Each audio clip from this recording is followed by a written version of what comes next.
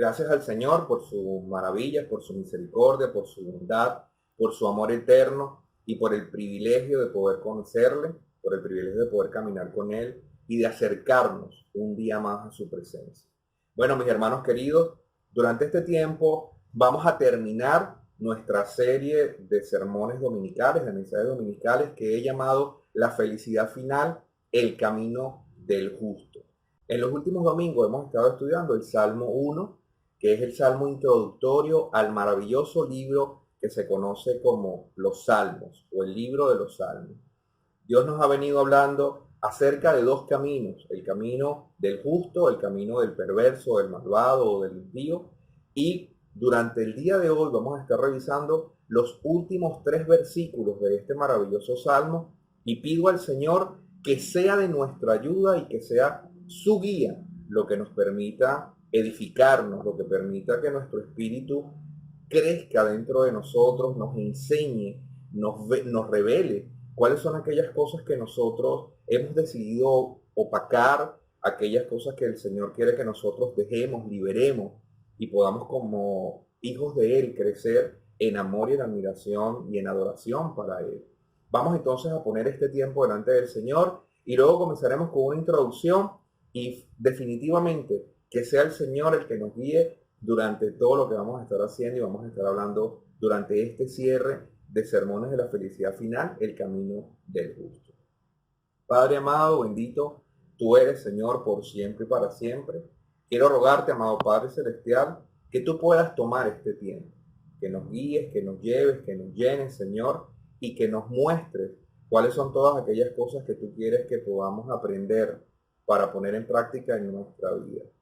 Tu palabra nos está enseñando acerca de los dos caminos y nosotros como tus hijos, aquellos que hemos aceptado tu perdón y tu salvación, te pedimos que nos ayudes para ser hijos gratos a ti, Señor. Que nos ayudes para poder transformar nuestra vida. Quita, Señor, todos aquellos impedimentos que tenemos en nuestro corazón y en nuestra mente para ser más humildes, para ser más santos, para ser más discretos, para poder, Señor, darte la gloria, para hacer luz en medio de las tinieblas en las cuales está el mundo. Que tu Espíritu Santo en este tiempo sea quien nos edifique, que sea Él el que tome nuestro corazón y nuestra vida, Señor. Gracias, Padre, por cada uno de los que ha hecho un esfuerzo y sigue haciendo un esfuerzo durante este tiempo para conectarse y para poder recibir de tu bendita palabra, Señor, el manantial eterno que edifica nuestras vidas. Gracias, Padre, en el nombre de Cristo Jesús. Amén y amén. Bueno, mis amados hermanos, como he dicho la semana pasada, antepasada, comenzamos con la serie de sermones La felicidad final, el camino del justo, en el Salmo número 1. Y hemos venido viendo ciertas situaciones interesantes de la mano de un adorador. Este adorador que ha sido inspirado por el Espíritu Santo nos instruye con poesía hebrea a través de un texto sapiencial maravilloso que tiene como propósito principal glorificar a Dios. Por ello es que este salmo entonces es instructivo, nos deja saber que el camino del justo conlleva a la felicidad final completa, plena y al mismo tiempo glorificar a Dios. Tal vez voy a decirlo de una manera un poco diferente, pero debemos entender claro lo siguiente. Cuando nosotros buscamos hacer la voluntad del Padre, o sea, obedecerle, le estamos glorificando y al mismo tiempo estamos cumpliendo el propósito que Dios tiene para cada uno de nosotros.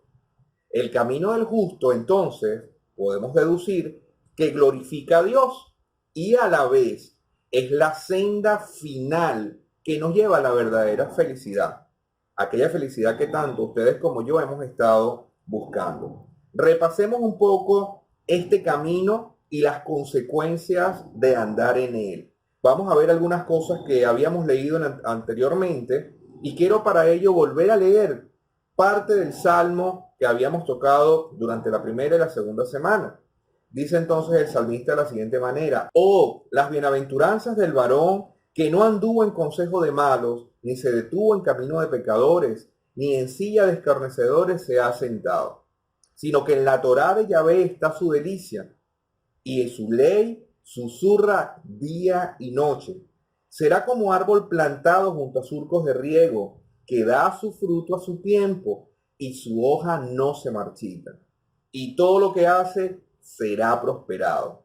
Esto es lo que hemos venido viendo en las 2 últimas semanas y entonces voy a hablar de 3 puntos particulares. Número 1, es bienaventurado o cuánta alegría o cuánta felicidad da aquel que evita hacer el mal en cualquiera de sus formas, bien sea se evita comportar impíamente, sentándose como rey en la silla de los escarnecedores para propiciar el mal, o incluso evita compartir el camino de aquellos que están haciendo mal y que pretenden hacer el mal, incluso no lo justifica, o algo tan sencillo como eventualmente caminar por las sendas de aquellos que van como en malos pasos, que tal vez no parecen tan malos.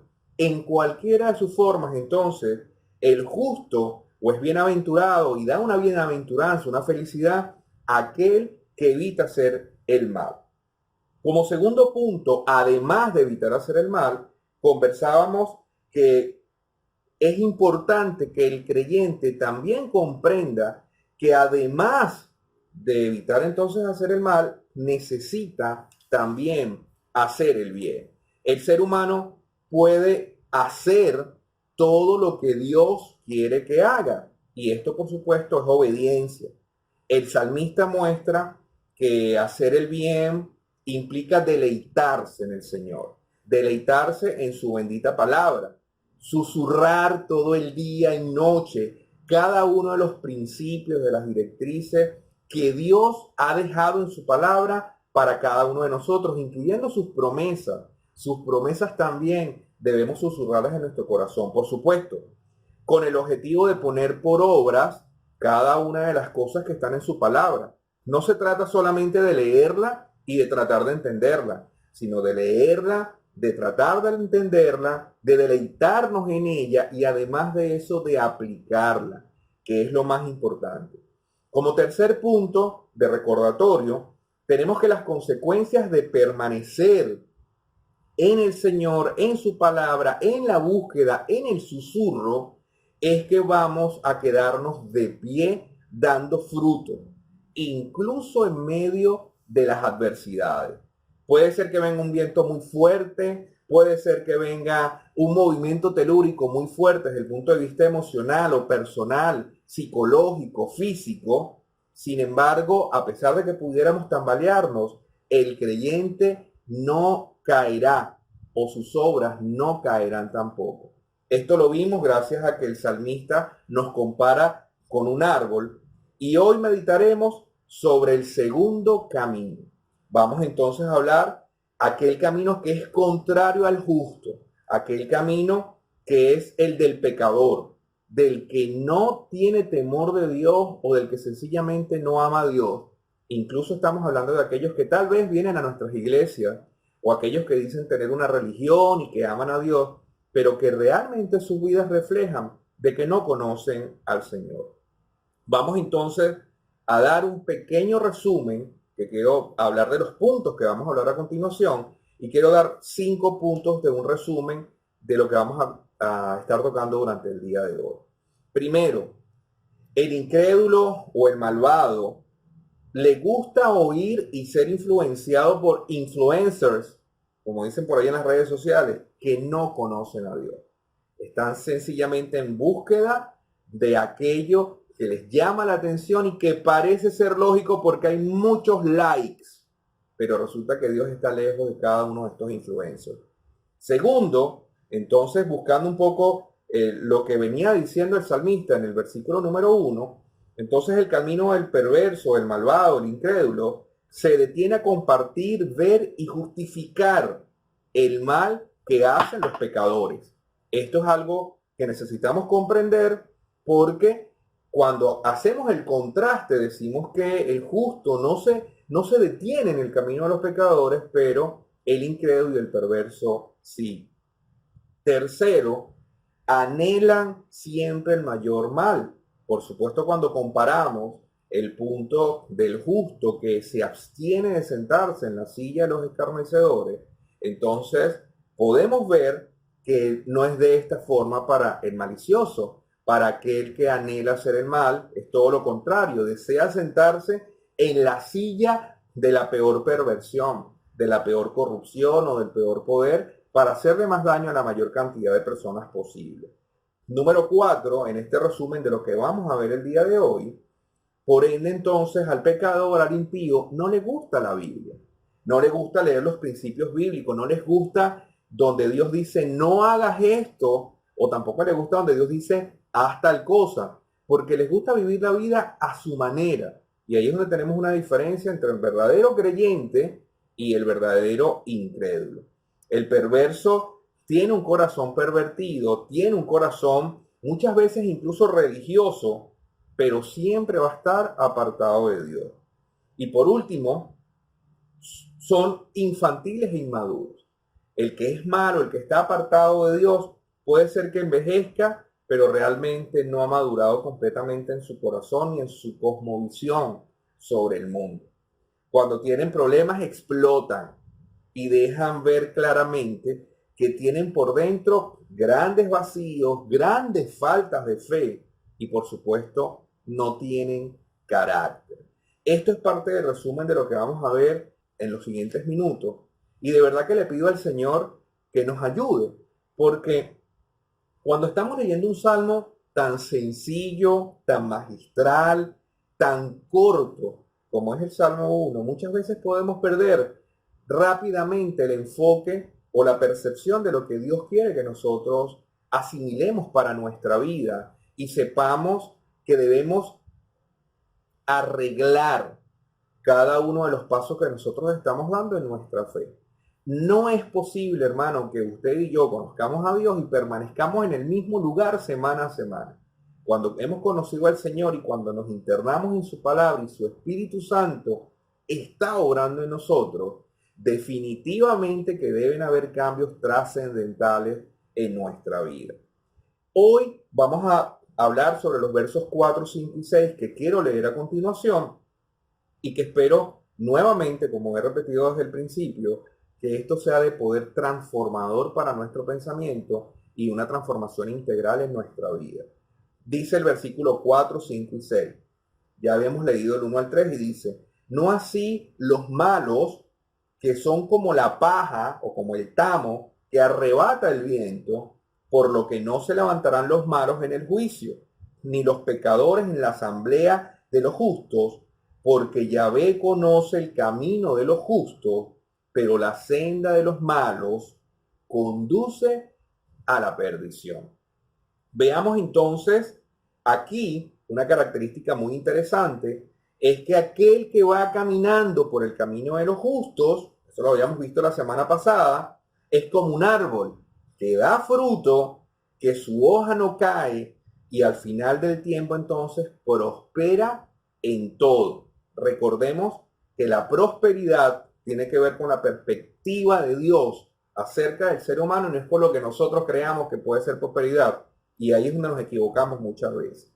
Vemos entonces acá en el versículo 4 que el salmista usa una frase que nos da un contraste definitivo y absoluto. Dice, no así los malos. O hay algunas versiones que dicen, no sucede así a los malos. De una vez el salmista, hermanos, nos está dando una conclusión adelantada. Y es interesante ver cómo comienza esta conexión entre el versículo 3 y lo que va a suceder posteriormente al versículo 5. Nos dice entonces que el incrédulo, que el malo, que el perverso, fíjense bien, no es como un árbol, no da fruto y su hoja sí cae, porque por supuesto, al decir no así los malos o no sucede así los malos, está contrastando la idea inmediatamente anterior donde nos hablaba acerca de un árbol. ¿Se acuerdan? El árbol que está junto a un surco, que da fruto a tiempo, que su hoja no se marchita y que todo es prosperado. Entonces lo podemos ver al revés. Decimos, y quiero hacer aquí un contraste para los que están anotando, que no es como un árbol, o sea, entonces dice que es como la paja, o sea, como el tamo. Dice entonces, no así los malos, que no dan fruto. ¿Por qué? Porque es estéril. O si da algún fruto, el fruto va a ser malo, como lo es el propio árbol. Y por último, cuando dice que la hoja del justo no cae, entonces comprendemos por contraste que no así la hoja del impío o del malo o del perverso, porque siempre que va a tener problemas, siempre su hoja va a caer, porque son inestables emocionalmente, son inestables espiritualmente, porque no tienen raíces profundas en su vida. Quiero hacer un paréntesis aquí, voy a tocar un temita por un par de minutos, porque hay algo que está sucediendo en el cuerpo de Cristo en este tiempo, un tiempo de redes sociales, un tiempo de cuarentena, donde se han maximizado los esfuerzos de aquellos que no conocen a Cristo por enredar y confundir a aquellos que están buscando propiamente al Señor. Quiero decir un par de asuntos sobre lo que acabo de hablar. Primero, los nuevos creyentes, aquellos que me están viendo, que están escuchando este sermón o que están comenzando a caminar con el Señor o van a comenzar a caminar tal vez el día de hoy porque hoy deciden aceptar a Cristo como Salvador, deben saber que como pequeñitos en la fe, así se les llama en las Escrituras, es normal que nos parezcamos a lo que se está describiendo acá. O sea, es normal que no seamos como un árbol, sino que seamos como un tamo, como el tamo, como la paja. Es normal que no estemos dando fruto inmediatamente. Es normal que en los momentos de adversidad pues seamos inestables porque no tenemos a Cristo, porque estamos comenzando a caminar y el Espíritu Santo hasta ahora está comenzando a formar en nosotros el carácter cristiano, la fe cristiana. Quiero entonces darle un mensaje a aquellos nuevos creyentes o aquellos que están comenzando a caminar con Cristo, que no se preocupen, no se alteren. La Biblia nos está dando el contraste para nosotros poder evaluar nuestra vida. Pero si tú estás caminando con Cristo o en este tiempo estás aceptando a Cristo como tu Señor y Salvador, pues hay muchas cosas que no te van a agradar de tu vida. Es normal. No te estoy diciendo que sea bueno o que sea correcto, pero sí es normal porque por supuesto hemos vivido una vida sin Cristo y ahora entonces estamos comenzando a caminar con Él. No te preocupes, ten paciencia porque Dios está trabajando en tu vida y vas a comenzar a dar fruto en el momento indicado. Pero también ahora quiero hablarle a los otros. Hay algunos que tienen mucho tiempo en el Evangelio, son los viejos en el Evangelio, no por edad, sino porque tienen muchos años en el Evangelio y no han crecido ni madurado. A pesar de los años que tienen entonces o que dicen tener en el Evangelio, en el Señor, realmente no han profundizado en la palabra de Dios. Entonces, al no conocer los principios de Dios, no los pueden aplicar de una manera correcta en su vida. Por supuesto que estas personas entonces sí viven una religión de los domingos donde dicen tener ciertas experiencias espirituales, pero su vida no se manifiesta como un árbol frondoso, fuerte, firme y que dé fruto. Las redes sociales, hermanos, están llenas de esto y quiero alertarles. Eviten estar en los grupos de cristianos en las redes sociales. Eviten tener contacto con hermanos de otras iglesias, de otras denominaciones que usted no conozca, me refiero a esto, a través de las redes sociales, porque usted no sabe quién está confundido o quién tiene el propósito de confundirle.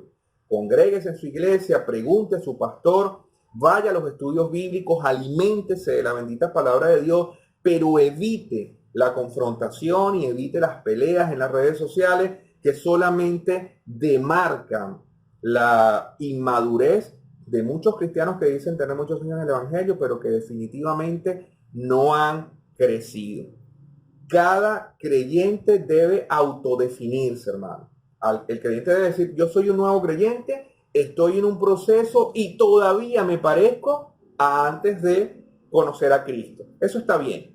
El otro también debe decir, bueno, yo tengo muchos años en el Evangelio, pero ahora me doy cuenta que no he madurado, que no he crecido, que no he avanzado.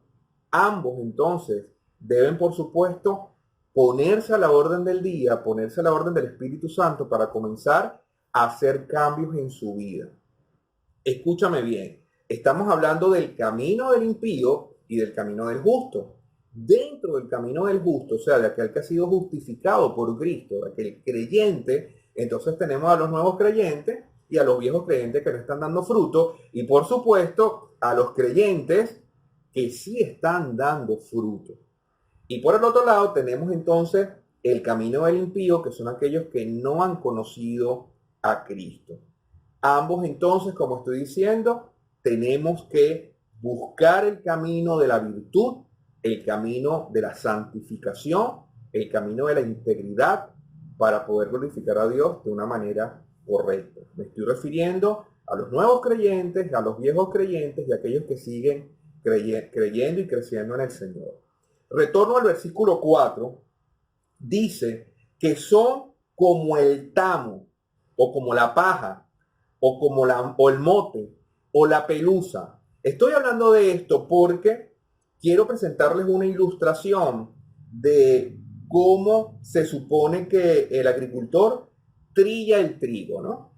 Hay una forma que es airearlo. Allí están viendo ustedes una imagen donde vemos a unos agricultores lanzando el trigo hacia el aire, y esto se ha hecho por generaciones, por miles de años literalmente. De esta manera se limpia el trigo, porque el trigo que es más pesado, que es la planta, al ser lanzado al aire, cuando va cayendo, el viento se lleva la pelusa o el mote, o lo que se llama tamo, que es exactamente la palabra, el término que se está utilizando acá en la escritura.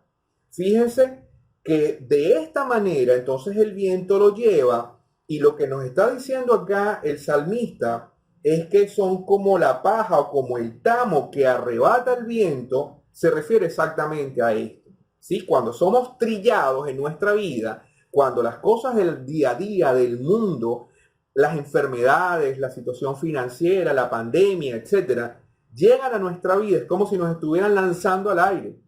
Entonces, aquellos creyentes que están en la búsqueda del Señor y que están creyendo y que están creciendo, van a caer y van a permanecer en el lugar. Mientras que aquellos que no tienen el Espíritu de Dios o que no se están dejando guiar por la bendita palabra de Dios, van a aparecer como pelusa.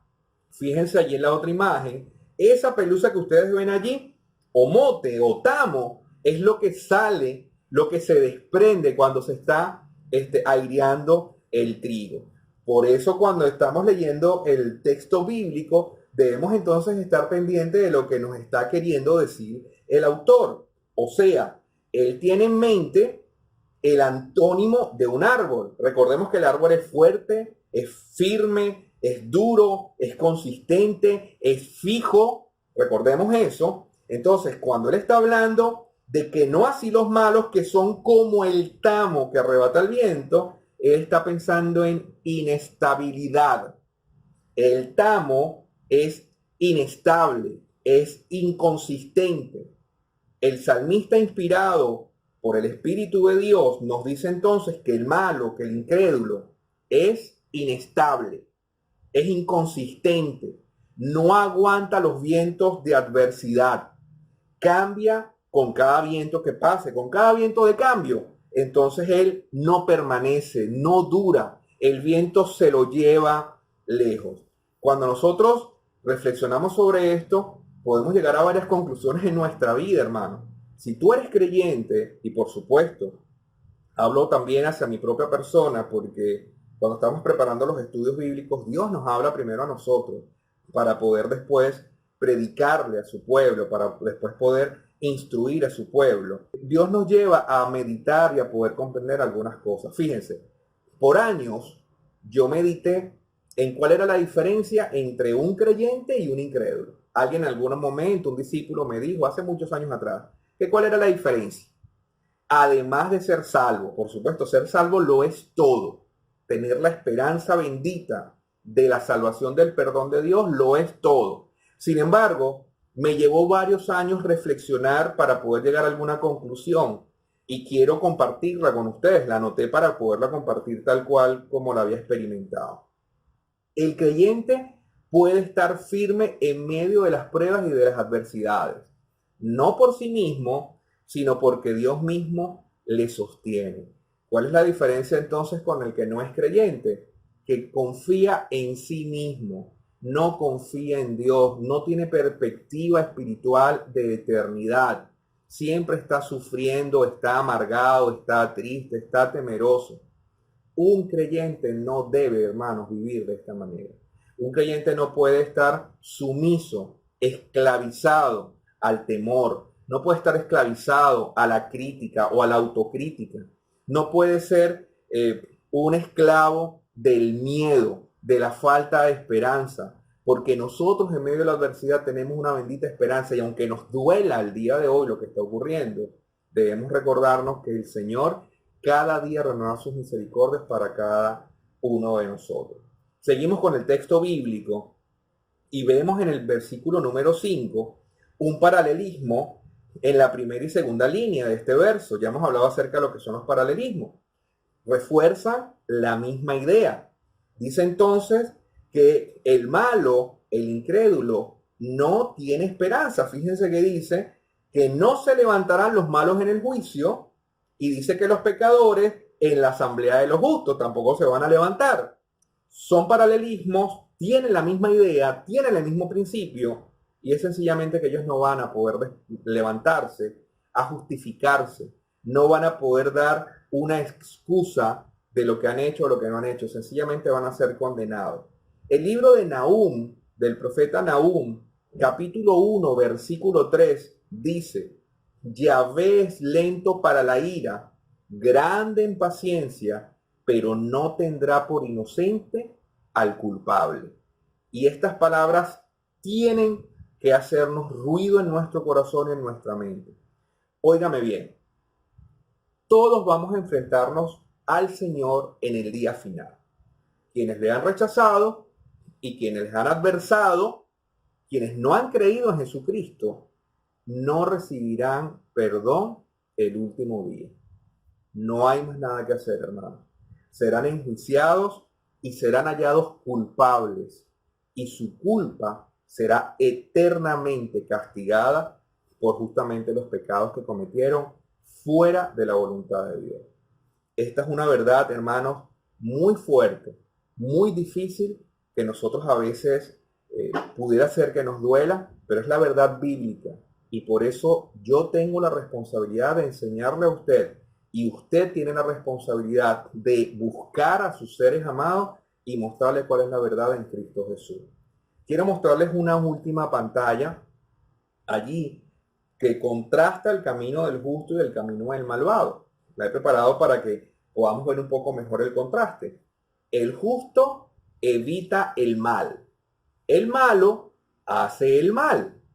El justo hace el bien, o sea, hace lo bueno, lo correcto. El malo no hace lo bueno, o sea, no busca a Dios. El justo es como árbol firme. El malo es como tamo, como paja, como pelusa. El justo da fruto, recuerden esto, a su tiempo. El malo no es fructífero.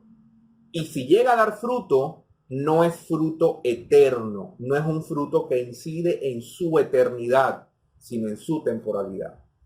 El justo, su hoja no cae, su pensamiento no cae, sus emociones no caen, y aunque tal vez también va a morir igual que el malo, resulta que el justo va a permanecer siempre, va a dejar un legado de amor a otros. El malo es inestable, es indeciso, nunca sabe realmente lo que quiere, ni lo que es bueno, ni lo que es permitido para su vida. Y por último, el justo prosperará. Recordemos a la forma de Dios. Por favor, mantengamos esto en mente. A la forma de Dios es la prosperidad, no la falsa prosperidad temporal de esta tierra. El malo, por el contrario, va a fracasar eternamente. En el versículo 3 llegamos entonces al final, al verso final, que es la conclusión definitiva que nos da el salmista, y dice de esta manera: porque Yahvé conoce el camino de los justos, pero la senda de los malos conduce a la perdición. El verbo conocer, utilizado acá en nuestras Biblias, hay otras Biblias que hablan de cuidar el camino del justo. En hebreo es yadá. Este verbo tiene una idea de que Dios aprueba el camino del justo. ¿Sí? El verbo tiene bastantes acepciones. Implica que conoce el camino, que comprende el camino, que cuida el camino, que examina el camino, que señala el camino del justo, que incluso lo da como ejemplo a otro. Esa es lo que implica este verbo yada, o esta palabra, este término yada en el hebreo. Mientras, en contrario, malo es rasha en hebreo, además de impío significa inicuo, pecador, perverso. Y este término implica estar condenados a muerte. Cuando se hablaba de un rasha, era alguien que ya estaba definido a morir. Y cuando se está viendo entonces este punto, estamos hablando de una muerte eterna. El Señor Jesús enseñó en una parábola, la parábola del trigo y la cizaña en el Evangelio de Mateo, donde el trigo y la cizaña están creciendo juntas por orden del agricultor. Sencillamente las dejó crecer juntas, pero él dice que el día de la siega, o sea, el día final, la cizaña, que representa a los malos, serán atados y quemados. O sea, irán a una eternidad sin Dios. Pero también dice que los justos, o sea, el trigo, en esta parábola, será reunido en el granero del sembrador. Y por supuesto, el sembrador es Dios y el granero es el cielo. Mientras estemos en esta tierra, hermano, usted y yo vamos a ver crecer juntos a justos y pecadores. Se parecen, nos parecemos, pero no somos lo mismo. El primero conoce a Dios como Padre, el justo, y procura obedecerlo. El segundo desconoce a Dios y procura obedecer al mundo. Hay una gran diferencia allí. Y cada vez que obedece al mundo se va apartando más y más de Dios. El justo sigue el camino trazado por Dios o procura seguirlo con ánimo, con devoción, correctamente en su vida. El malo sigue el camino que el diablo ha abierto para adversar a Dios. El justo tiene su mirada puesta en la eternidad y en la espiritualidad. El maligno, el impío, tiene su mirada puesta en lo temporal, en lo material, en el aquí y en el ahora. El primero será justificado por el Hijo, el segundo será condenado por el juez justo. Dice la palabra de Dios, amados queridos, que hace 2000 años vino el Hijo de Dios, se hizo hombre, se hizo carne, se encarnó a través de una virgen, y que este niño nació, era todo Dios y era todo hombre. Dice que fue tentado como cada uno de nosotros. Tuvo todas las tentaciones que usted y yo hemos podido pasar. La diferencia es que Jesús jamás pecó. Él vivió de una manera perfecta y digna su vida. Jesús fue sacrificado en la cruz del Calvario para pagar el precio de tus pecados y mis pecados, de tus culpas y mis culpas. El justo por los injustos, el perfecto por los imperfectos, el bueno por los pecadores. Dice la Escritura que Él vino a lo suyo y que los suyos lo rechazaron, pero que aquellos que creen en Él les ha dado el derecho de ser llamados hijos de Dios. Si tú aceptas a Cristo en tu corazón como Salvador y permites que sea el Señor de tu vida, dice la palabra de Dios, que entonces serás salvo, que tu nombre será escrito en el libro de vida del Cordero, y que el día que partas de esta tierra, cuando sea el tiempo, tú vas a estar en la presencia de Dios por siempre y para siempre.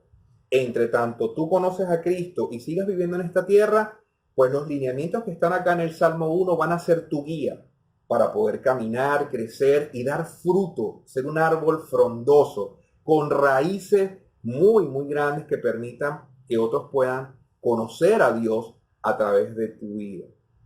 Yo te pido que puedas meditar en esto y que si nos estás visitando hoy y aún no has entregado tu vida a Jesucristo, hoy pueda ser el día de hacerlo. Quiero orar por ti y quiero guiarte a que puedas conocer a Cristo. Quiero guiarte a que puedas entregar tu vida al Señor. Dice la Biblia que es un acto de fe, que es un regalo maravilloso que Dios te está dando. Dios no espera que tú hagas algo a cambio. Dios espera sencillamente que tú recibas en tu corazón el milagro del perdón, la bondad que Dios ha tenido en amor y en la fidelidad para contigo, que hasta el día de hoy te ha tenido vivo para que pudieras escuchar este milagro. Y a ti, hermano y hermana en la fe, que estás nuevo, que ya tienes algún tiempo, que tienes muchos años en el Evangelio, dice la palabra de Dios que es necesario que nosotros nos deleitemos en la Torá de Yahvé, que nos deleitemos en la bendita palabra de Dios para ser edificados. Evita solamente creer que orando es suficiente o que ayunando es suficiente. Debemos orar, debemos ayunar, pero también debemos leer la Escritura porque allí está el pensamiento de Dios. Es el pensamiento de Dios y la palabra que Dios tiene para nosotros para transformar nuestra vida. Voy a orar primeramente por aquellos que hoy van a entregar su vida a Cristo. Quiero por favor que puedas repetir conmigo la siguiente oración y te pido por favor que podamos cerrar todos nuestros ojos. Oremos, hermanos. Amado Padre Celestial, yo te quiero pedir en este tiempo que tú tomes el corazón y la vida de aquellos que no han entregado su vida a ti. Te pido que tú puedas confirmar en sus vidas el acto de fe que van a hacer en este tiempo y que definitivamente tu Espíritu Santo venga a morar en sus vidas y confirme la bendita salvación que vas a dar. Te pido a ti que estás allí conmigo, que puedas orar esta oración, que es una oración modelo para que Cristo pueda venir a tu vida y pueda darte perdón de pecado. Señor Jesús, hoy he entendido que mi pecado me aparta de ti. Te pido que vengas a morar en mi vida, que perdones mis pecados, que tu Espíritu Santo me guíe, porque quiero ser un hijo tuyo, que te ame y que te tema, para que te glorifiques en mi vida. Te doy gracias por tu perdón, en el nombre de Cristo Jesús. Amén y amén. Padre, te pido que tomes esta oración y te pido también que tomes la oración de mis hermanos y mis hermanas en la fe, para que puedas edificar sus vidas, Señor, y para que ellos puedan hacer los cambios y las transformaciones que tu Espíritu Santo les va a guiar en la continuación, Señor. Gracias, Padre, por tu amor y por tu misericordia, en el nombre de Cristo Jesús. Amén y amén. Amado hermano, gracias por haber participado en este servicio. Tenemos una última alabanza para cerrar este tiempo y para dedicarnos al Señor nuestro Dios. Recuerda que la semana que viene tenemos día de celebración de Navidad. Vamos a hablar acerca de la Navidad el domingo que viene. Y le pido entonces a todos los hermanos que quieran conectarse. Allí en el generador va a salir un enlace para que nos podamos ver en Zoom. El que quiera entonces tener un tiempo de koinonia y que podamos compartir un ratito, saber cómo nos fue en la semana y también poder orar unos por otros. Reciban bendiciones en el nombre de Jesús.